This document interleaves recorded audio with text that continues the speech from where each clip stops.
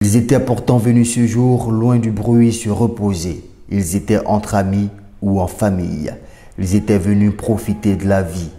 Le 13 mars 2016, il y a aujourd'hui un an, le vent du terrorisme soufflait sur la cité balnéaire et plongeait Grand Bassam et toute la Côte d'Ivoire dans un dimanche noir.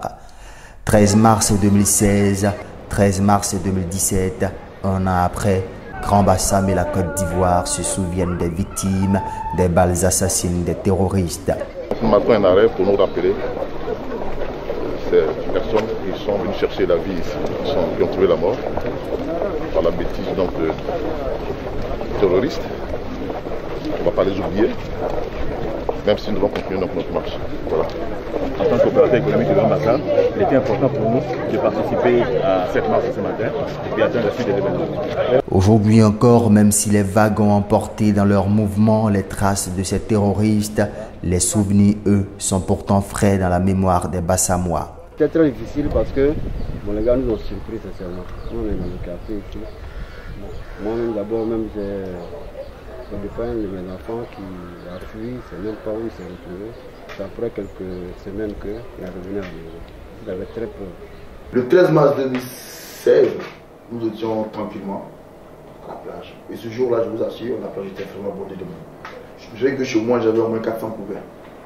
Et la plage était remplie, et donc un opérateur économique avec 400 couverts, vraiment c'était l'embellie. On était tranquille, on était content. Et tout d'un coup, on entend un pétard. Bah!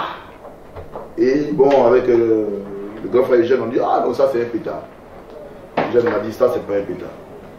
Je dis ah bon? Il dit c'est pas un pétard. Et on entend une autre affaire là-bas. Et tout d'un coup, on a vu le monde affluer au niveau de la plage. C'est comme ça qu'on a constaté que des gens se sont levés, ils ont commencé à tirer lâchement sur des personnes innocemment. D'autres sont partis dans l'eau parce qu'ils ne savent pas où aller. Pour les hôteliers, restaurateurs et commerçants installés sur les plages, les premières semaines, les premiers mois après cet événement malheureux ont été difficiles, voire même impossibles pour leurs différents établissements. Toute l'année était difficile parce qu'après un événement comme ça, on pensait qu'après toute la communication qui a eu sur nos établissements, les 3 établissements qui ont été touchés directement, on pensait que l'activité allait reprendre, mais ça a été l'effet contraire. Les gens plutôt voulaient nos établissements et sont allés ailleurs. Nous avons été attaqués dans nos chaînes. Psychologiquement, nous avons aussi été attaqués parce que psychologiquement, même aujourd'hui, il suffit d'un petit tir, vous voyez que tout le monde disparaît. Il suffit d'un petit truc, tout le monde disparaît. Et donc pour dire qu'aujourd'hui nous avons été atteints sur le plan économique, nous avons été atteints sur le plan psychologique, et ça a été vraiment quelque chose de difficile. On ne connaît pas ça, le stade de Bassamois ne connaît pas ça. La Côte d'Ivoire ne sait pas, ne connaît pas ce genre d'animosité. C'est de la méchanceté.